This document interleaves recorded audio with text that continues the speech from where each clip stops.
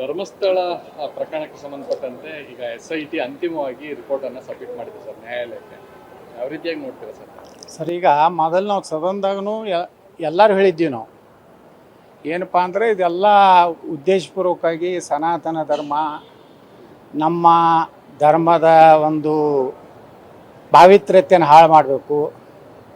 ಧರ್ಮಸ್ಥಳದ ಒಂದು ಏನು ಜನರಲ್ ವಿಶ್ವಾಸ ಇದೆ, ಆ ವಿಶ್ವಾಸಕ್ಕೆ ಒಂದು ರೀತಿ ಇದು ಅಂಧ ಅಭಿಮಾನ, ಇಲ್ಲಿ ಯಾವುದೇ ರೀತಿ ಧರ್ಮಸ್ಥಳದ ನ್ಯಾಯ ಅನ್ನುವಂಥದ್ದು ಇಲ್ಲ ಅನ್ನೋವಂಥದ್ದು ಏನೇನೋ ಒಂದು ಅಪಪ್ರಚಾರ ಮಾಡಿ ಕೆಲವೊಂದು ಎಡಚರರು ಮತ್ತು ನಾ ಹೇಳ್ಬೇಕಂದ್ರೆ ಪಾಕಿಸ್ತಾನದ ಏಜೆಂಟ್ರು ಏನೋ ಮತಾಂಧ್ರ ಏನದಾರಲ್ಲ ಅವ್ರು ಕೂಡಿ ಯೂಟ್ಯೂಬ್ನಲ್ಲಿ ಅಂಥರಲ್ಲಿ ಇಂಥಲ್ಲಿ ಸಾಕಷ್ಟು ಅಪಪ್ರಚಾರ ಮಾಡಿ ಇವತ್ತು ಒಂದು ಹಂತಕ್ಕೆ ಬಂದಿದೆ.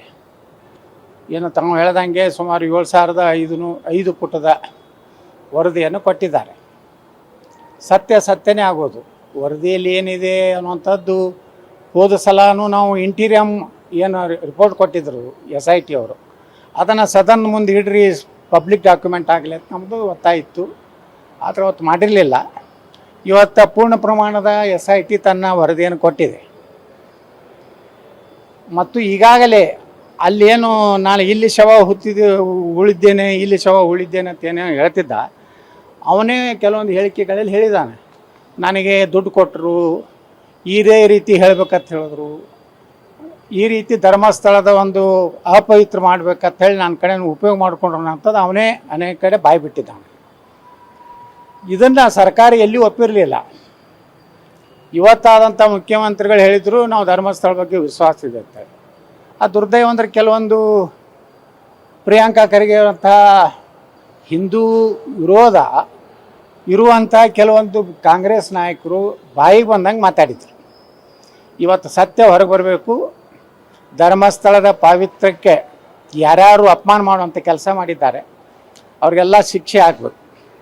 ಆ ವರದಿಯಲ್ಲಿ ಏನಿದೆ ಅನ್ನೋಂಥದ್ದು ಬರುವಂಥ ಅಧಿವೇಶನದಲ್ಲಿ ಸರ್ಕಾರ ಅದನ್ನು ಸಾರ್ವಜನಿಕರ ತಿಳುವಳಿಕೆಗಾಗಿ ಸದನದಲ್ಲಿ ಚರ್ಚೆ ಆಗಬೇಕು.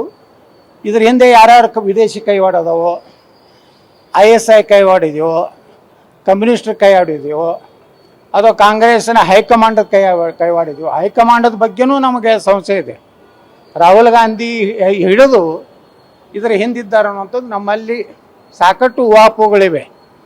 ಅದಕ್ಕೆ ಈ ಒಂದು ವರದಿಯನ್ನು ಹೊರಗೆ ಹಾಕಬೇಕು. ಅದನ್ನು ನಮ್ಮ ಸದನಕ್ಕೆ ಮುಂದಿನ ಅಧಿವೇಶನದಲ್ಲಿ ಅದನ್ನು ಸದನಕ್ಕೆ ಒದಗಿಸಬೇಕಂತೇಳಿ ನಾನು ಈ ಸರ್ಕಾರವನ್ನು ಒತ್ತಾಯ ಮಾಡ್ತೇನೆ.